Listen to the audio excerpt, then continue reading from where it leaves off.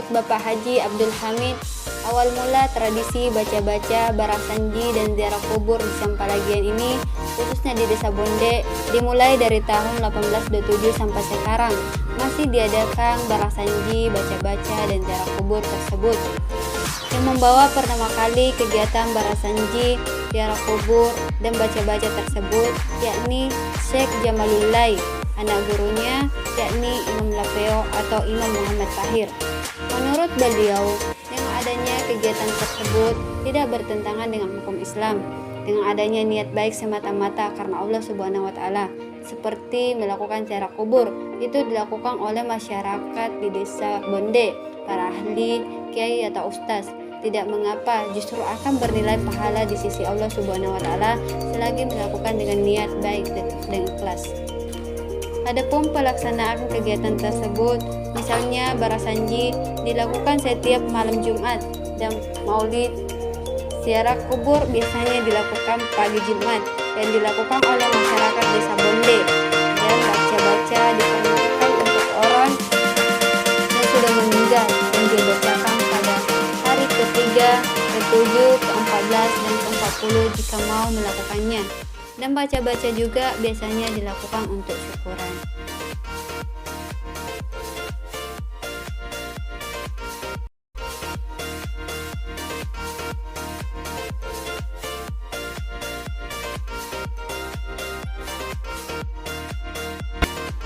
Menurut Bapak Mirwan, kebudayaan masih berkembang di daerah Bonde. Seperti menjelang bulan Ramadan, biasanya masyarakat di sini dalam menyambut bulan Ramadan bakar lilin.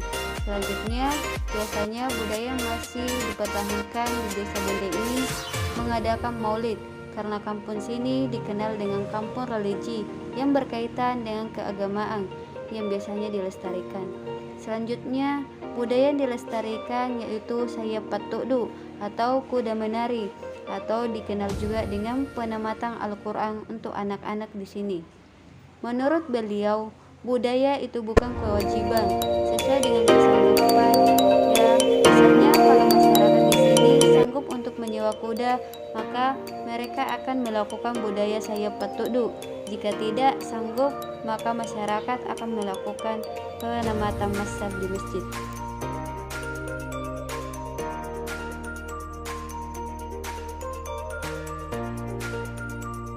Menurut Bapak Idam Hamid, perkembangan akidah dan akhlak khususnya Kecamatan Sampalagian Desa Bonde dimulai dari pendekatan sejarah pada masa penjajahan Belanda di awal abad ke-20. Desa Bonde sudah dijajah dan dimasuki penjajah, namun sebelumnya wilayah Bonde sangat kental dari segi peribadatannya, khususnya dalam keberagamannya itu sangat masih didominasi animisme dan dinamisme, dan di mana kepercayaan tersebut masih kental di seluruh wilayah Nusantara, dan di mana masih banyak masyarakat yang menyembah dinamisme, contohnya menyembah pohon, dan contoh lainnya menaruh sesajen yang di laut. Kejadian seperti ini masih ada pada tahun sekitar 2000-an, karena unsur-unsur kepercayaan animisme dan dinamisme masih kuat. Namun, seiring berkembangnya zaman, mulai dari segi peribadatan, keberagamannya, dan kepercayaan mulai berubah, di mana ketika masyarakat sudah mulai sekolah, serta ulama-ulama yang datang dari Pulau Jawa dan yang datang dari Tanah Suci Mekah. Sekitar pada tahun 1950, para ulama di Sampalagian dan Bonde sudah berguru ke Arab Saudi, Yaman, dan Mekah. Jadi perlahan kepercayaan tersebut sudah menghilang, karena semakin kuat dakwah yang dibawakan oleh ulama-ulama yang sudah berguru. Jadi faktor pendidikan yang sangat menunjang perubahan pola akidah pada masyarakat sekitar. Semakin cerdas masyarakatnya, maka semakin bergeser akidah-akidah yang tertanam sejak dulu, yang tertanam pada masyarakat. Menurut beliau, dilihat dari masa ke masa, dari segi perilaku, gambarannya dari segi pendidikan, orang tua sekarang atau yang hidup sekarang ini tentu pendidikannya sudah beda. Contohnya tahun 60-70 itu mereka dididik betul-betul dan nyata bentuk didikannya. Contohnya ketika mereka tidak mengaji, maka mereka itu mendapatkan pukulan dari orang tua.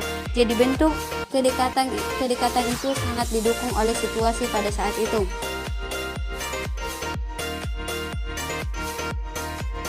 Menurut Bapak Hasbi Husain, Di Kecamatan Campalagian, khususnya di Desa Bonde, masyarakatnya memang mayoritas Nahdlatul Ulama, dan apabila ada aliran lain yang masuk, maka diterima atau tidaknya tergantung dari mereka, sesuai dengan paham ulama atau tidak. Karena Desa Bonde memang merupakan desa yang berpaham Ahlus Sunnah wal Jamaah, karena Ahlus Sunnah wal Jamaah itu sendiri sejalan dengan paham Nahdlatul Ulama. Meskipun ada masyarakat sedikit ditemui di Desa Bonde telah terpengaruh dengan paham-paham lain, meskipun begitu masyarakat Bonde tetap bersosialisasi